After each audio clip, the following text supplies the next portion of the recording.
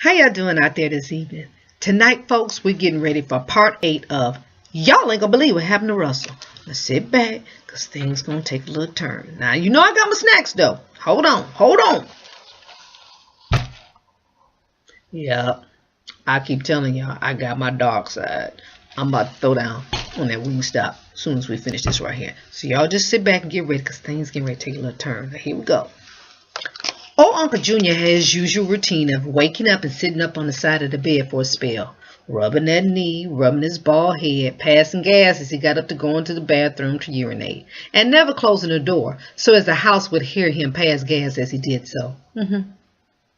He would then commence to washing his face, brushing his teeth, and then head to the front door to get his morning paper. All of this with Russell at his heels. They would then head to the kitchen where they would have breakfast and watch the morning news and read the paper. It had been that way for as long as anyone could remember until one particular morning as Aunt Thea laid in the bed next to Uncle Junior, and an unsettling feeling began to possess her soul. It was this reoccurring dream that she had been having for weeks. It haunted her soul, and she silently laid there thinking about it. She also thought about that dead bird she found in the front door of the den a couple of days prior, and it had her on edge.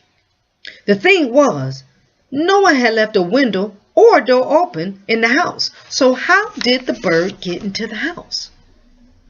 Aunt Thea knew from the stories that her Medea and her Big Mama had always told her that it was a sign of death, and you wouldn't know whose death it was. Every morning since black pepper time, as Big Mama would say, Aunt Thea laid in the bed real still and would say her prayers before opening her eyes. That way, she would be, she wouldn't disturb or be disturbed and let old Uncle Junior do his routine of annoying the heck out of her. It had been that way for about 57 years for the two of them. She laid there and she lay there. And she noticed that the sunlight was beginning to light up the room. And Uncle Junior was always up before the sun. Well, she grabbed her eyeglasses off the nightstand and she turned the clock around, and the clock said 7:52 a.m. What in the world, she thought? Junior, she called softly. Junior, she yelled louder. Aunt Thea then rolled over. And as she'd been sleeping on her side of the bed, she'd been sleeping on the same side for 57 years. She rolled over. Arthur Lee! Ooh, they'll call that man by his real name, Arthur Lee. She then nudged Uncle Junior on the back, and he didn't move.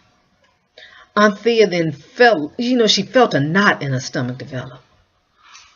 Like, it just felt like somebody had just punched her. She sat straight up, not wanting to come to the reality of what she knew was wrong. She turned on the light on the nightstand and then turned back over to Uncle Junior and put her hand on his face, y'all.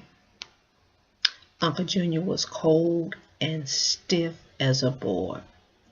Oh my God, sweet Jesus, screamed Aunt Thea.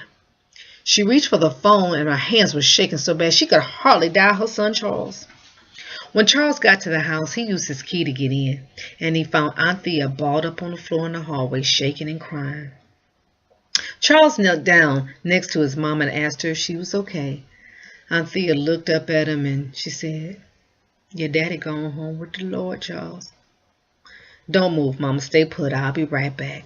Charles got up and headed into the room where his parents slept. He looked in and saw his daddy dead, lying in the bed. Looked like he was sleeping. "Well, Mama, let me call to have Daddy picked up." "I suppose so," Aunt Thea said sadly. "I'm sure gonna miss your daddy, but Lord forgive me, I wish that damn Russell would have went with him, 'cause I ain't gonna be bothered with his little spoil behind." Charles chuckled a little bit and said, "I don't see how you put up with Daddy and Russell all this time anyway, Mama. My daddy was a good man, but it made me sick to my stomach the way he treated old Russell." Suddenly, a little whimpering, and then a howling came from underneath the bed, right where Uncle Junior was laying. Russell was beside his little self, because somehow, without being told, he knew his daddy was dead. Hold on. Now, the morning of the funeral, everyone was in the house still asleep, as the house was full of family and friends from near and far. Aunt Thea got up and she sat on the side of the bed and she rubbed her knee. Just like Uncle Junior used to do. Just out of habit from watching old Uncle Junior. Before going into the kitchen to make coffee and breakfast for everyone, Aunt Thea walked to the door to get the paper. Just as old Uncle Junior used to do. As she stood in the doorway, the sun was rising in the east, and she stood there and she just admired the beautiful sight. She took that time to have her quiet time with God. Good morning, God. Good morning, Jesus. How y'all doing this morning? She paused for a while, as if they asked her how she was doing, and she replied, well, despite what I've been going through, I can't complain, Lord. I can't complain. Aunt Thea stood there for a while and silently prayed for strength and guidance and thanked him. She thanked him for that day. And as she did so, a beautiful hummingbird landed on the porch banister. Aunt Thea smiled at the bird and said, well, good morning to you, Junior.